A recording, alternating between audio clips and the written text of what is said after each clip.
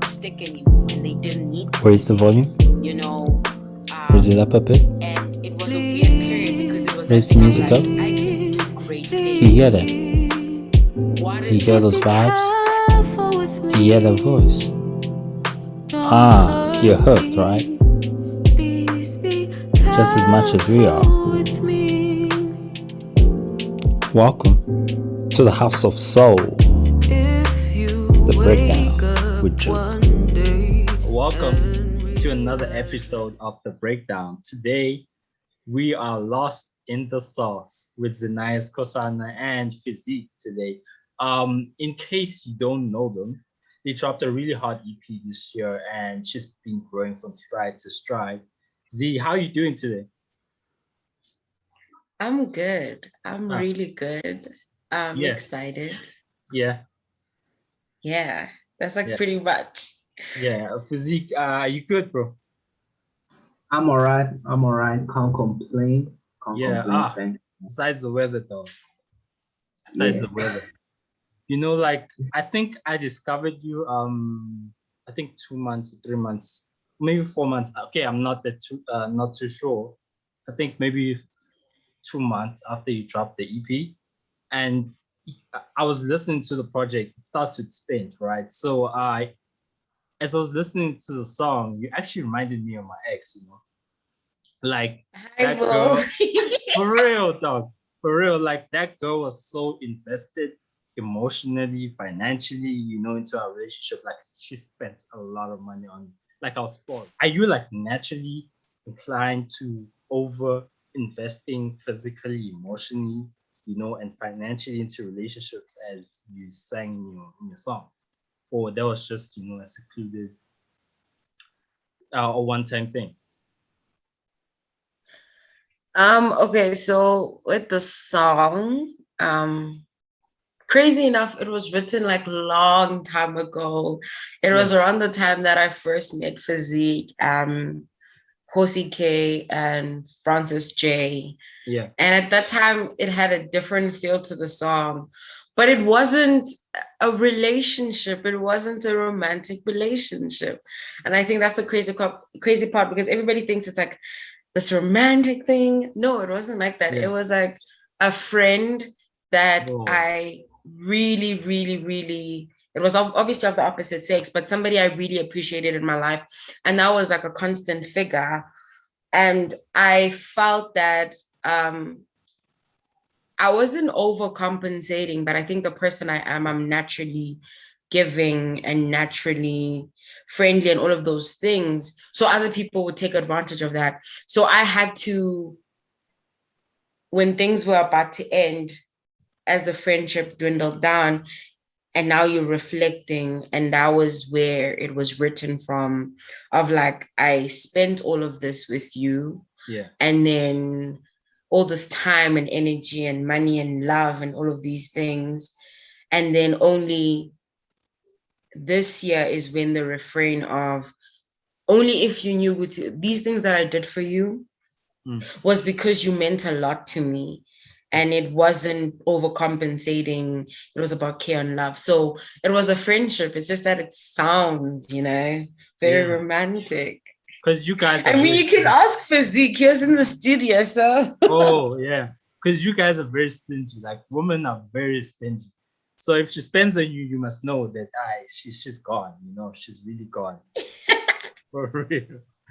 And you agree with me, right, bro? Like, how many people have spoiled you? You know, they just take you out to the mall and pay for everything. How many? There's only ever been one in my life, bruh. Dude, I'm telling you, only one. So you talked about how the time that you Feziekk, Francis J all met, like who approached who? How did the relationship begin? Ooh, okay, I'll start and then hopefully Feziekk will end on his side, like how he got that whole thing. Yeah. So another artist by K, texted me and was like, hey, I need backing vocals for the song I'm working on. And I was like, oh, chill, because I was trying to get into the space, but I wasn't ready to do my own thing. Like, I just want to be the person that like worked on other people's things. Oh, okay. And then obviously he gives me the location, and it's at Feziekk. Please help me with the name because I never get it right. Nah, it was at M&D College. Oh, I mean, okay, I don't think I know. It's Yeah. Oh, Hatfield. yeah, that's why. Yeah, so I pull up there, and though I'm like pulling up, you're sounding like everybody else. So I get there, and obviously that's where you meet Francis J and Feziekk, and then I think Taryn was there as well. But she was in and out, and then Hosi K. Then obviously before the studio session, we're all sitting together, and I'm like imbibing in the space, because I mean there's so many musicians, there's rappers, there's singers, mostly producers of like hip hop, and then not a lot of R&B, you know, there's just like, but you're just there listening, and then as we're sitting, we're obviously going through what we're supposed to do in the studio. And then I end up writing on the spot one of the choruses for the songs that we're supposed to go hopefully finish and things like that. And then we get into the space, everything happens. And obviously we're having conversations. And then I think only after the whole session, that's when we're all sitting down. And then I started asking questions like, so how does a person who sings and writes get into a space where they get a producer and they're hanging out and they're making music with other people? And then it was with Feziekk at the time, and we're just talking, like I just wanted to get his energy and like get how he looks at it. And then from there, I think I got his number. Then we started talking, but I also don't know how he was thinking at that time, because I was probably really forward. Oh yeah. You were a bit forward, but it was a good thing. You know what I mean? Because like there are a lot of people. I worked with a lot of people, and not a lot of people are really interested and are really passionate about this. Oh yeah. You know, and yeah, Zen was really interested. She was really passionate. She really wanted to. You could see that she really wanted to work on music and work on a body of God. You know. So I think that's what also drew me in. I was just gonna say, when we were talking, it really became it was really easy for us to become homies. Yeah. You know, to become friends. Yeah. And that really helped a lot. Yeah, it did. And you talked about that you wanted to go to studio and write for somebody else. So are you a songwriter? Have you thought about, being in the background writing for other people? Yes, I've thought about that in a sense of writing for people, but I wanted to be a ghostwriter for rappers. Oh, okay. More than yeah, I got bars. That's Feziekk. You me know things. Okay, give me one bar, like just freestyle right now. Give me one bar. You see, that's the crazy part. I'm not the best spitter.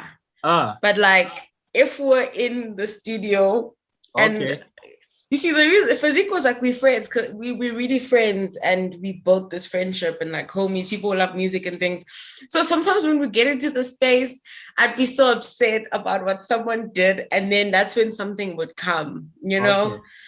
So I wanted to be that for rappers. But if it wasn't for rappers, I wanted to be like, Skylar Grey, how she is like her voice is always used in like Eminem's songs and Dr. Dre's song, where she's like, she sings the chorus and she's like this female within this male dominated space. That was something I wanted to do. But also like my main thing in the beginning was I wanted to be behind the scenes before I do my own things. Yeah.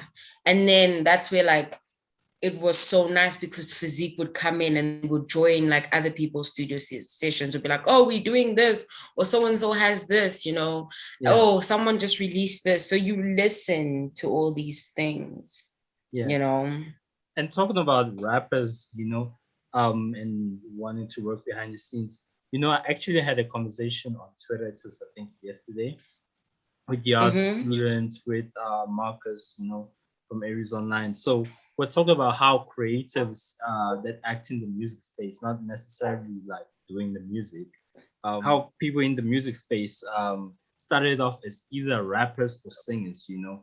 Like I personally have been a dancer, I've been a beatboxer, I've been a visual artist until I got into rap, you know. So for like the longest time, I was a rapper. And so a friend of mine was like, dude, you're whack, bro. Rapping is not for you. So then I was singing also at the time. So then I just ventured into singing, and then I've been lost in sauce ever since, you know. So Feziekk, did you go through that phase? You know, go through that phase of doing many different things and being a rapper or a singer before you got into, you know, into production? I think for me, rapping and producing music came around the same time. Yeah. Because my older brother does it. And then at the time I was jealous. I was like, damn, this guy's like really good at this. Cool. Let me copy him. And then it just got to a point where I stopped rapping because I thought I was whack. I'm not gonna lie, I thought I was whack. Yeah. So I just stopped and focused on producing. And then once I thought I was good at producing, I came back and I was like, yeah, I'm not that bad at rapping. You know? And then you try singing out and you're like, oh, okay, I'm not that bad at singing. Okay. Yeah. And then it was just a movement from there. But I think I just fell in love a lot with like producing and engineering. Yeah. That was really interesting for me. Yeah. As then did you go through it where you were doing other genres or you're a visual artist or something before you actually settled into singing? I've always been a singer. From a very young age. And from that time, I used to watch like a lot of shows. And my idea of a singer was that you had to write your own songs. Definitely. So in order to sing, you had to write. So that's where those two came in. And obviously then I danced a little and then I acted, which is what I'm also going to school for. But it was that thing of like music was always the first thing I always wanted to do more than anything else. And I think that's why it took so long to actually finally sit down and be like, okay, we're doing it. I know I said for real last time, but this is like for real. Like for real. Yeah.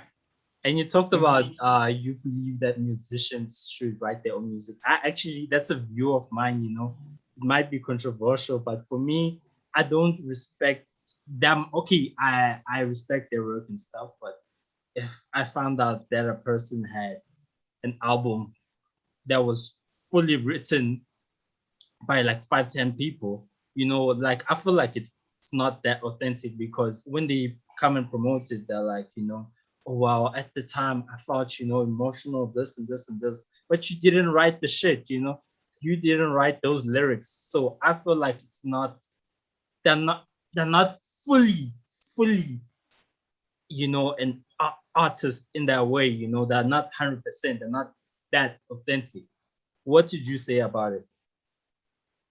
Okay, so in the beginning, I won't lie. One thing I realized about artists is that in the beginning, before the record labels and before the whole teams, most of them write their own music, and that's what we fall in love with.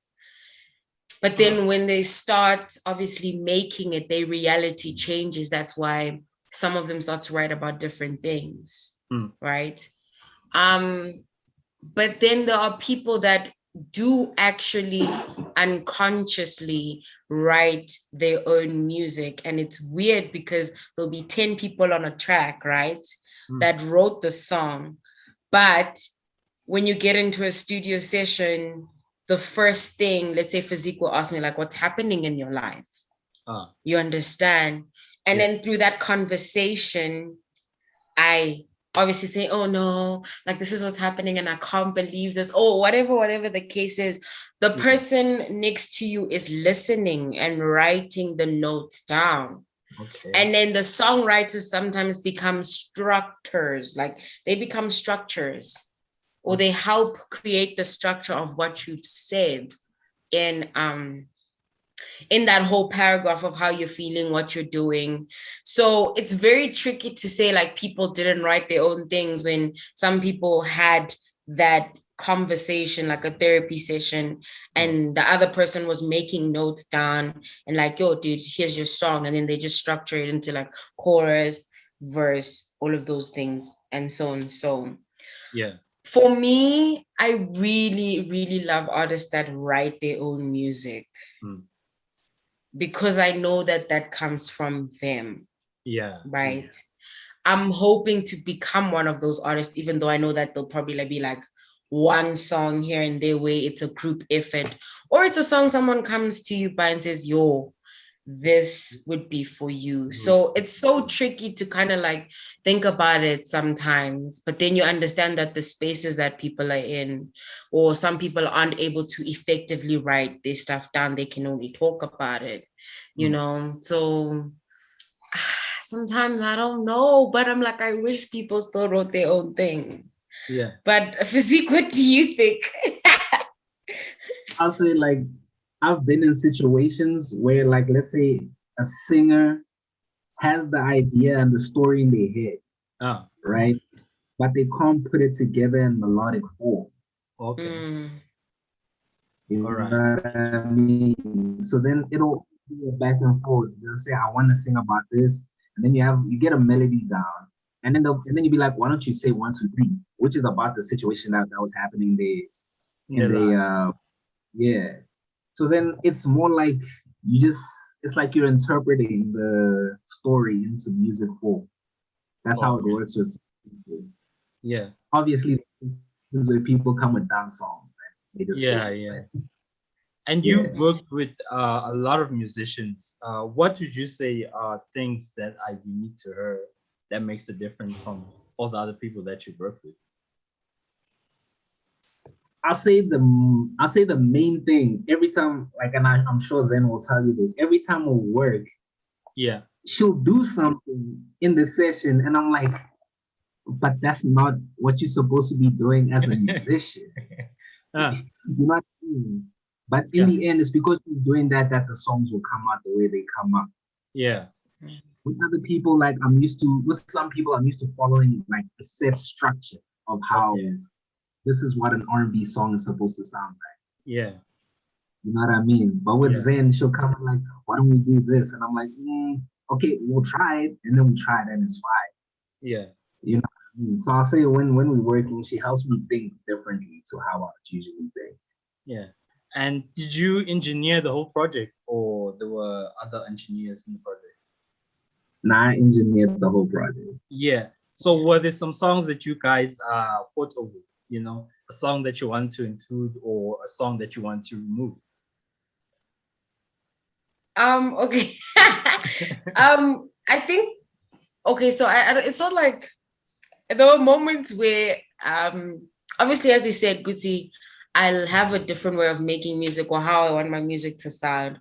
So there'd be moments where he'd be like, no, Zen, come on, not like that. And I'd be like, no, but I want it like that. Then we'd go back and forth for like, I think a minute. And then I'd be like, fine, we'll talk about this later. Let's move on to the next thing. But I think the one thing that we didn't fight about, but we kept having conversations, was the structure of the track list. Okay. Right? For me, Spent should have been one of the last songs. Okay. Right? Yeah. Without You Inside also added.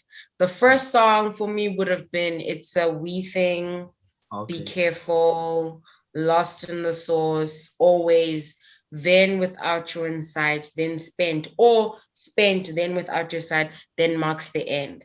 And then he was like, no, Zen, Spent is like an interlude. And I was like, but an intro. I was like, no, but like, and then obviously you listen to the music in his order, my order, and an alternative order.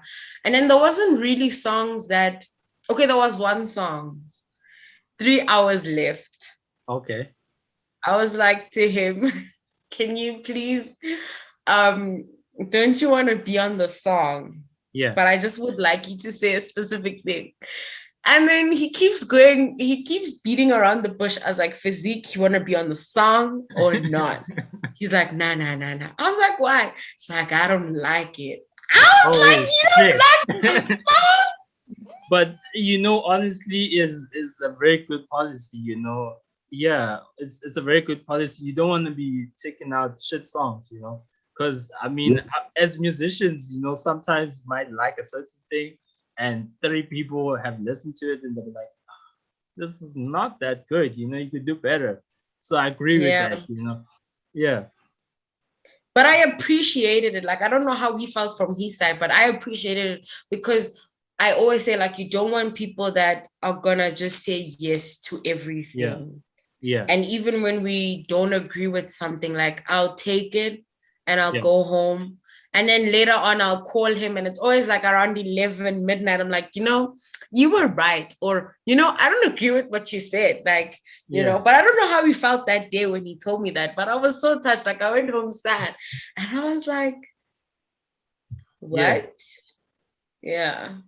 And I think Yeah. for me, the main part was just that, when the music, I was just comparing it to her music Yeah. alone, the music that we had, nothing else. So I'm like, in my head, I'm like, this song, like, it's not as good as these other songs that we made. Yeah. And I get it. It's like telling you to put a baby up for adoption. That sounds not that good. Yeah. Yeah. But I So think yeah, and that so you guys talk about the songs that fought over and stuff. So are the songs in the project that you like? Because every song in the project you liked and was good enough to be on the project. Are there songs that really surprised you? By the reaction that it got? You thought this is just a nice song, but the public thought, wow, this is the song. Which song actually surprised you? About how people reacted to it.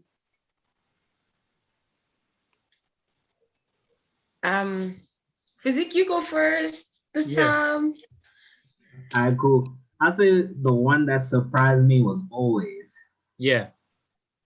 Because I made that beat in like 2018. Wow. Yeah. Wow. And you sent it to me around that time. Yeah. And it was just sitting there because with me, every beat I make, I usually make for myself first. Okay. And I just couldn't write to it. I sent it to her. She wrote to it. And then I got onto it and I was like, okay, this song is cool, but I always get nervous about myself being on a song. Yeah. And then it drops and people were messing with it. I'm like, oh, okay. Yeah. I think that one really surprised me. Yeah. And I actually had a question about Always, so you are vocally involved in the song. There's been a number of producers that have made the transition, to go into music because sometimes they feel a need to get more recognized. They feel that they don't get that much recognition, in when they're behind, behind the instruments, behind the music. What do you think about that? Was it the same for you? I'll say for me, it was more like, okay, of course, Zen asked me to jump on. Okay. Yeah. And with me, it's always about what does the song need. Okay. If I feel like I can deliver what a song needs on the song, then I'll try and get on it. But like if I feel like my voice being there is not gonna help the song at all, then I'm fine with my being song, if that makes sense. Yeah. And then sorry, yeah. Sorry. And then so I'm sure the viewers will be asking. This is actually the first interview without the artist, with the camera on. So they'll probably be asking why camera's off. And it actually reminded me of an interview we did with Siva. Just only when you guys talk about the camera off that I realized, damn, I've actually never seen Zenaye, So I'm sure they'll want to know why. And that you're trying to be the South African her. Ooh, that is so interesting. It's not that. I just think I still like the mystery behind myself. And I'll tell you why. Yeah. So I was with a person once and they're like, damn, did you guys hear about this new project that's out? You probably like, and they're explaining it. I'm like, oh no, what is it called? They're like, Lost in the Sauce. And I was like, okay. And then and then the person's like, yeah, my favorite song is like Be Careful and like Spend. And I'm like, wow, that is so cool. Who is it by? And then obviously they say my name and the surname, and I was like, oh, that is so cool. Let me listen to it, knowing very well that's me. Which is humbling, I think, but at the same time, I think I'm not ready for that. Because I feel, you know how, it's crazy because it's like my music already reveals a lot of things, whether it's about me, whether it's about lovers or friends, family, all my inner turmoil as a person. And obviously Feziekk, he'd be the only one who knows the exact backstories of like everything, like, you know what this but I think if I let myself be shown, it's like, damn, I'm giving it all away, you know. There's no, because I already feel bare as a singer and as a lyricist, but now as myself, it's still very like, I need time. I need time for all of this to sink in. And also the reason why the music took so long to come out, because I remember we had this conversation, me and Feziekk were like, Zen, why aren't you back in the studio? And I was like, no, I don't think I'm ready, because like once the world knows, like everybody knows, you know, it becomes that thing of like, it's no longer our sessions or what we make, it's now what we make, and the world has to, or the world can comment on and say something about it. And looking at the structure of South African music and arts, you know, a lot of it relies on gate tickets, you know. A lot of it relies on gate tickets, on live performances, right? Now, how would you navigate that? Have you performed before? Have you performed already? I've performed a lot. But let's say I haven't performed since my project came out. Okay. All right. I think during the week, there was this big discussion on Twitter about Pretty Privilege might have helped Uncle Waffles, you know, to get that overnight hype and all that stuff. Do you think that this is a prevalent thing in our music locally, and also in our local R&B industry, also locally and internationally? Do you think it is a real thing? I'm like the worst person to ask these things, because sometimes I feel that it's people's time. Like someone will do that one thing and it will go, whether they were in their right space themselves or not. You know what I'm saying? So I don't know if I feel it. Like it's like a weird conversation to have, because sometimes I'm like, but then I'm like, what if she was just at the right place at the right time? You know, what if she had the right people in the crowd? You know, the right friends, you know. Like, I mean, we've also had this conversation, like without the whole pretty privilege, light skin situation, is that some artists have great music, great rollout, and they have great supportive friends. They have all three. You understand? Like you'll see a lot of them and how they come up and how their rollouts are. Then you realize, Guti, maybe the friendship thing was missing for someone, or the rollout situation was missing for someone else.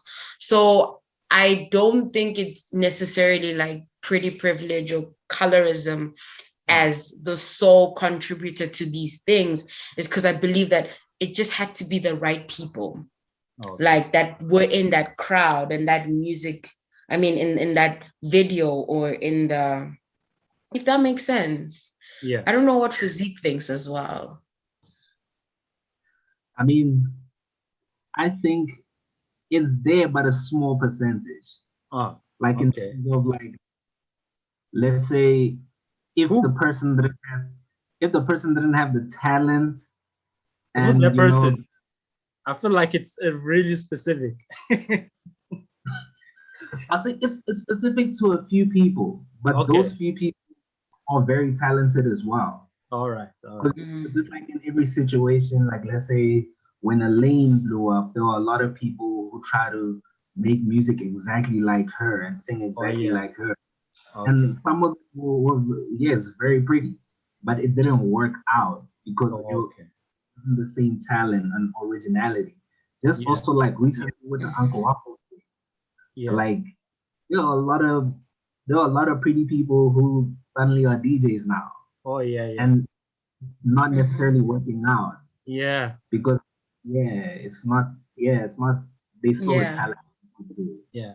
And earlier on you were talking about, your turmoils and the things that you go through that only he knows. I found that the best long-lasting music is music that, comes from comes from the heart, that everybody can relate to, when you talk about those vulnerabilities and turmoils, like a person can be like, you know what, I also go through that shit, have you thought about, focusing more on it?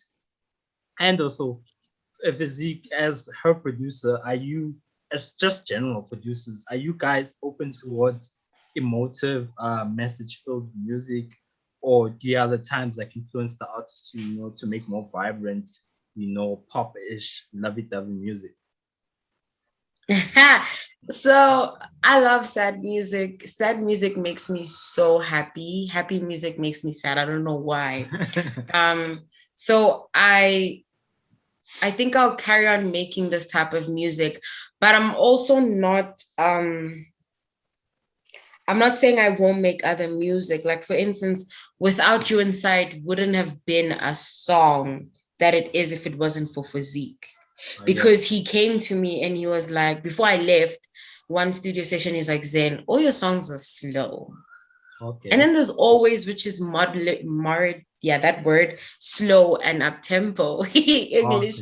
Okay. So it's okay, but like you need something else, so that you can have an EP that is not only sad, but it has specific elements and also contrasting that you're speaking about a sad thing, but the beat is so up there, Yeah. So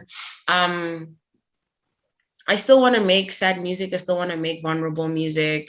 Yeah. But I do think there'll be once in a while where I mix the type of music I'm making with something else, know? Yeah. I hope I answered the question. Feziekk, do you look at an artist like, you know what? Hey, I want a super hit, I want this chick to be, the next Elaine. So she mustn't be singing all that emotional stuff, I want this hit. Do you go like that? I'll say I always go by what the artist is feeling in the moment. Yeah. You know what I mean? That's why we always talk before we actually start making music. We always talk. So I would say, what are you feeling? They feeling happy? Let's try and make some happy music. If they feeling sad, let's try and make some sad music. I don't think I've ever, in the past year, I've never gone into a session thinking, let's try and make it hit. Oh. It's more about let's try and make this song be the next big thing, not just take what's a quote unquote hit and try and copy that. Yeah. And that makes sense. Yeah. And are you guys going to work with each other on the next project? Also currently in your individual careers, like what are you guys busy with? What is coming up next for you guys? Feziekk.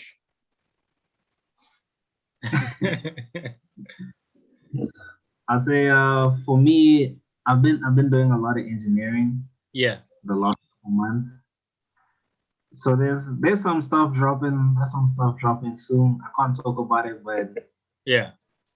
Some very talented artists are dropping soon. And I'll say when it comes to working with Zen, like she just has to pull up.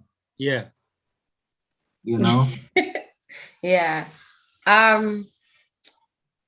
So with me, what I'm working on right now is I'm hoping that Feziekk will drop his music. Yeah. That's like my main focus. Yeah. Look, he's looking down. No, I had to. And then we'll definitely be making more music together. And I think he's one of those people that I think will be in all my projects, like there. Whether it's my engineer or my producer or my executive producer of a whole body of work. Yeah. He'll be there. Yeah. Yeah, because we work well together as well. Like it's very rare to find people that work really well together. Yeah. And so thank you so much for this interview. And yeah, thank you so much. We had Feziekk, we had Zenaye Skosana, and this was a great interview. And you guys should really check out Project Lost in the Source. And so this marks the end of our interview. I don't like. I like that. Yes, no, it's okay. It's just a wee thing, you know. Thank you guys so much. You know, sharp. Bye. Sharp.